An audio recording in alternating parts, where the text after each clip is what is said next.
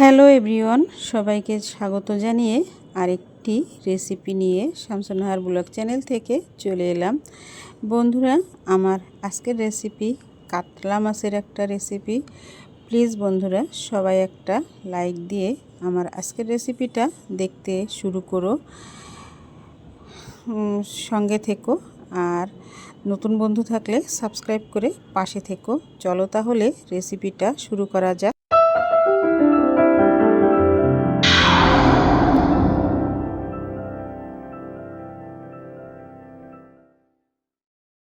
বন্ধুরা, কাতলা মাছের রেসিপিটা করার জন্য এখানে আমি 8 পিস কাতলা মাছ নিয়ে নিছি। আর কাতলা মাছগুলিকে সুন্দর করে ধুয়ে তারপরে হলুদ লবণ মেখে নিছি। এখানে আছে পেঁয়াজ বাটা, রসুন বাটা, জিরা বাটা আর আদা বাটাও কিন্তু আমি দিব। তো এই যে পেঁয়াজ কুচি আর শুকনো মরিচের গুঁড়া, চুলায় আমি কড়াই বসিয়ে দিলাম। কড়াইটা পর্যাপ্ত গরম হয়ে গেছে। এখন দিয়ে দিচ্ছি তেল। এই তেলটা আরও কিছুক্ষণ গরম করে নিয়ে তারপরে মাছগুলো দিয়ে দেব। যত তেল সুন্দর গরম হবে মাছ ভাজা তত ভালো হবে, উল্টে যাবে। তেল পর্যাপ্ত গরম না হলে কিন্তু মাছ ভাজা ভালো হবে না। মাছগুলি দিলে লেগে যাবে, ভেঙে যাবে, এটাই সমস্যা। তো দেখো, মাছ 4 পিস দিয়ে দিলাম। এরপরে এখনও মাছের সুন্দর করে ভাজা হয়নি, তাই দেখো লেগে আছে, এখনও ওঠেনি। তো যখন হয়ে যাবে তখন কিন্তু আপনা আপনি উঠে যায়। তো আমি দেখো একটু নাড়া দিলেই উঠে গেল। এটা সুন্দরভাবে ভাজা হয়ে গেছে তাই। আর লবণ যদি পারফেক্ট হয় তাহলে কিন্তু মাছ ভাজতে সুবিধা হয়। মাছ ভাজার সময় একটু লবণের পরিমাণ বেশি করে দিতে হয়, তাহলে কিন্তু মাছটা খুব সহজে উঠে আসে। আর কড়াইটাও কিন্তু পর্যাপ্ত গরম হতে হয়, যেমন কড়াই থেকে একটু ধোঁয়া উঠবে এরকম সময় তেল দিতে হয় কড়াইতে। আর তেলটাও ভালোভাবে গরম করে নিতে হয়, তাহলে মাছ ভাজাটা সুন্দরভাবে উঠে আসে। তো দেখো, আমি আজকে প্রথমেই এই কড়াইতে আমি মাছ ভাজতেছি। তো একেবারে ভাঙেনি, কড়াইটা ভালোভাবে গরম হয়েছিল তাই। তো বন্ধুরা, আমার কিন্তু সবগুলো মাছ ভাজা হয়ে গেল। আর এখন আমি তুলে নিচ্ছি। সঙ্গে থাকো আর দেখতে থাকো। একটা লাইক অবশ্যই কিন্তু দিও, লাইক দিতে কেউ ভুলে যেও না। লাইকটা দিলে আমাদের চ্যানেলটা আর একটু চ্যানেলের জন্য খুবই ভালো হয়, এই জন্য তোমাদেরকে বারবার বলি একটা লাইক দেওয়ার জন্য। তো একটা লাইক দিতে কিন্তু কষ্ট হয় না, আমাদের একটু ভালো হয়। তো দেখো, মাছ ভাজা হয়ে গেলে আমি তুলে নিচ্ছি। বন্ধুরা, মাছ ভাজা তুলে নিয়ে এখন আমি ওই তেলের ভিতরে পেঁয়াজ কুচি দিয়ে দিলাম। এখন পেঁয়াজ কুচি দিয়ে তারপরে পেঁয়াজটাকে সুন্দর করে বাদামি করে ভেজে নেব। দেখো, আমার পেঁয়াজটা ভাজাও হয়ে গেল। আর এখন আমি এখানে মশলাগুলো দিয়ে দেব। প্রথমেই বন্ধুরা আমি দিয়ে দিলাম পেঁয়াজ বাটা। আর এই যে এই রেসিপিতে কিন্তু বাটা পেঁয়াজ, কাটা পেঁয়াজ দুটোই দিলে বেশি ভালো হয়। রসুনের পেস্ট দিয়ে দিলাম, জিরার পেস্ট দিয়ে দিলাম পরিমাণ মতো, আমি যতটুকু লাগবে। আর আমি রসুনের সাথে কিন্তু আদা বাটাটাও দিয়ে দিছি। তো বন্ধুরা, এখন দিয়ে দিচ্ছি শুকনা মরিচ। এটা আমি গুঁড়া মরিচ, তাই আমি পানি দিয়ে ভিজিয়ে রাখছিলাম। গুঁড়া মরিচ ডাইরেক্ট না দিয়ে আমরা অনেক সময় ব্যস্ততার কারণে গুঁড়ামরিচই ডাইরেক্ট দিয়ে দিই, কিন্তু যদি আমরা পানিতে মিশিয়ে এটা কিছুক্ষণ রেখে দেই তাহলে কিন্তু একদম বাটা মরিচের মতো হয়ে যায়। বন্ধুরা, লবণ দিয়ে দিলাম। মাছে কিন্তু অনেক লবণ দেওয়া আছে, তাই আমি লবণের পরিমাণটা কমই দিলাম। পরবর্তীতে যদি লাগে খেয়ে দেখে তারপরে দেওয়া যাবে। বন্ধুরা, এখন আমি দিয়ে দিলাম হচ্ছে টমেটো কুচি। এটা আমার ফ্রিজে ফ্রোজেন করা ছিল, দিয়ে দিলাম সেটাই। তো এখন এই টমেটো কিন্তু বরফ জমে আছে, এই অবস্থায় যত নাড়ব, মশলাটা কিন্তু অনেকটাই কষানো হয়ে গেছে সুন্দরভাবে, কালার দেখেই বুঝতে পারছো।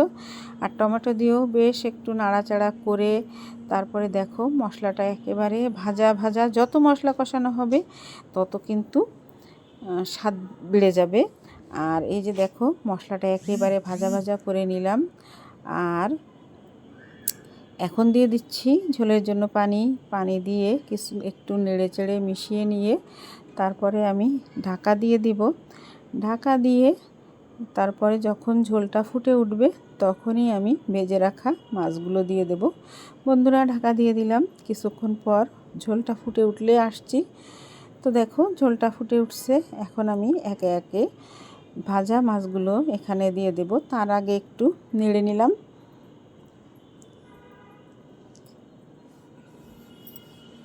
এই যে এখন আমি ভেজে রাখা মাছগুলো একে একে দিয়ে দিচ্ছি।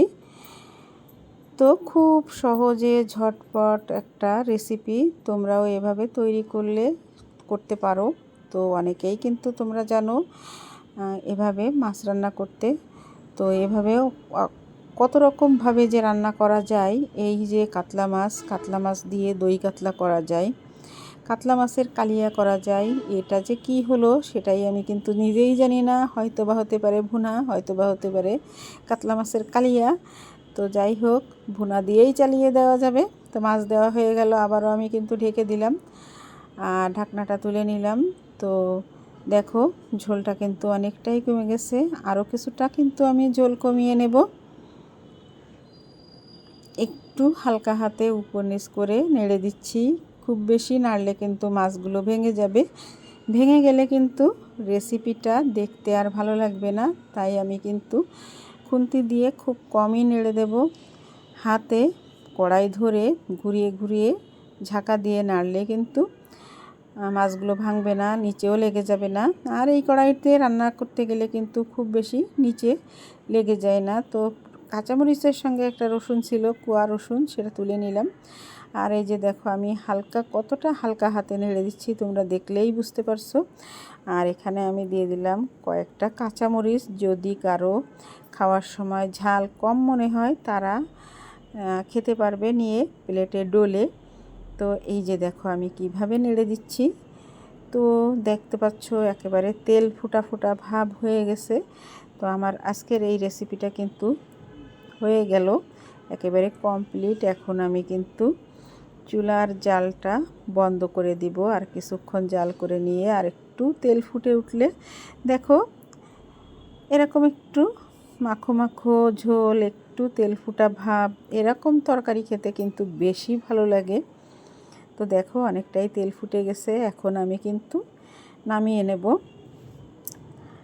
বন্ধুরা, কেমন লাগলো কমেন্টের মাধ্যমে জানাবে। নতুন বন্ধু থাকলে সাবস্ক্রাইব করে চ্যানেলের পাশে থেকো। আমি কিন্তু সবসময় কিন্তু সব ভিডিওতে বলি না, তো যাই হোক আজকে বললাম। তো আমি চুলাটা বন্ধ করে দিয়ে ঢাকনাটা দিয়ে দিলাম। তো দেখো ফাইনাল লুকটা তোমাদেরকে দেখিয়ে দিলাম। কেমন লাগছে দেখতে, খুবই লোভনীয়। এরকম একটা রেসিপি হলে এক থালা ভাত কিন্তু নিমেষেই খেয়ে নেওয়া যায়। আর হচ্ছে মেহমান যদি আসে, মেহমানদেরকে কিন্তু এভাবে রান্না করে দিলে মেহমান কিন্তু খুবই খুশি হবে এরকম একটা রেসিপি হলে। তো এখন আমি সার্ভ করে নিচ্ছি। তো বন্ধুরা, এখানে আমি 4 পিস মাছ তুলে নিলাম। আমি তো রান্না করছি 8 পিস, তো এখানে আমি 4 পিস তুলে নিচ্ছি। 4 পিস তুলে নিয়ে আমি সার্ভ করে নিলাম। বন্ধুরা, আমার আজকের রেসিপিটা কেমন হলো তোমরা কিন্তু অবশ্যই কমেন্ট করে জানাবে। বারবার বলছি তোমাদেরকে, আর এভাবে তোমরা রান্না করে খেয়ে দেখবে। বন্ধুরা, আজকের মতো বিদায় নেব। চলে আসবো আবারও নতুন দিনে নতুন কোনো একটি ব্লগ ভিডিও বা রেসিপির সঙ্গে। সে পর্যন্ত সবাই সুস্থ থেকো, ভালো থেকো, আর এভাবে রান্না করে খেও। আল্লাহ হাফেজ, আসসালামু আলাইকুম।